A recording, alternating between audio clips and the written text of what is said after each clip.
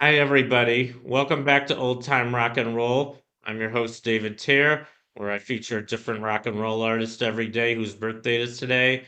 Today is November 26, 2023, and today is the birthday of this very famous singer, Tina Turner.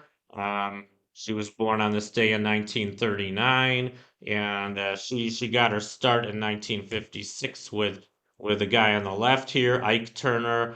From 1956 to 1960, she was part of his band Kings of Rhythm, but then from 1960 to 1976, they were the duo Ike and Tina Turner, and they had a very successful career as a duo. Their first album was just called Ike and Tina Turner. This came out in 1961.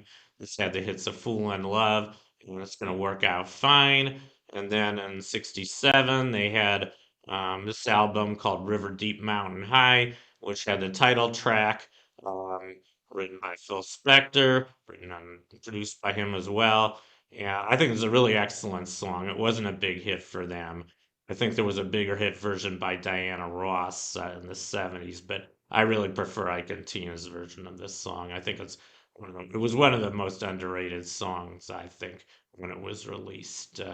But anyway, their biggest hit together as a duo was "Proud Mary," and this was that was a remake of the hit by Creedence Clearwater Revival from the previous year, and this was released on the album "Working Together," which also had a remake of "I Want to Take You Higher," originally hit by Sly and the Family Stone. Also had a couple remakes of some Beatles songs, including "Get Back" and "Let It Be."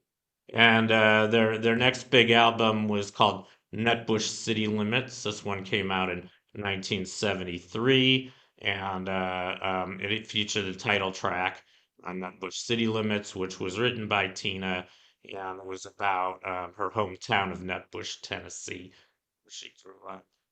Anyway, the Ike and Tina had some serious issues. Ike ended up abusing Tina very badly, and they ended up getting a divorce in 1976. But then Tina went on and as a solo artist, and I guess her first big solo album was called Acid Queen. This one had this was mostly remakes.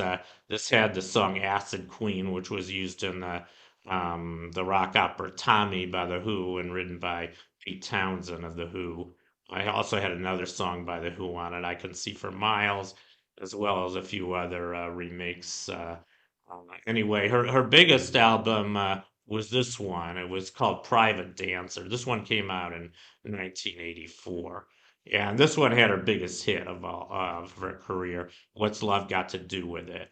And it also had several other big solo songs by her, including Show Some Respect, Better Be Good to Me, Private Dancer, and it also had a remake of a popular song by Al Green, Let's Stay Together. And then in '86, she had the album Break Every Rule. This had a few other big hits on it, including Typical Male, what you get is what you see, and the title track Break Every Rule.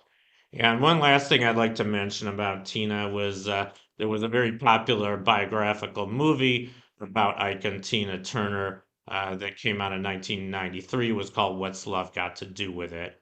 And it's the story of mainly the story of Ike and Tina and just how their relationship went bad and how badly abused she was by Ike and also how she started out as a successful solo artist. But anyway, that's my profile on Tina Turner. I hope you enjoyed it, and I'll see you next time.